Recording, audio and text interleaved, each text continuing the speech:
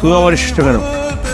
আমার কোনো পরিবার নেই, বাবা মা নেই, কিন্তু আমার বাবা মা মারা যাওয়ার আগে আমাকে খুব ভালোভাবে শিখিয়ে গেছে যে মুরব্বীদের দোয়া ছাড়া শুভ কাজ সম্ভব না। আপনি আপনার মেয়ের জন্য সবচাইতে ভালোটা চিন্তা করবেন, এটাই স্বাভাবিক। আপনার মেয়েও আপনাকে যথেষ্ট শ্রদ্ধা করে, সম্মান করে।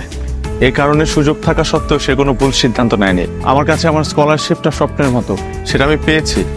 কিন্তু আজকে প্লেনে ওঠার আগ মুহূর্তে আমার মনে হয়েছে যে আমি আমার এই স্বপ্নটাকেও স্যাক্রিফাইস করতে পারবো যদি আফরিন আমার জীবনে থাকে। আমি ওকে আমার সর্বস্বটা দিয়ে ভালোবাসি। বাবা, তোমার কাছে কিছু চেয়ে পাইনি এমনটা কখনো হয়। তোমাকে আমার কখনো চাইতেও হয়নি, তুমি এমনিতেই বুঝেছো আমি কি চাই।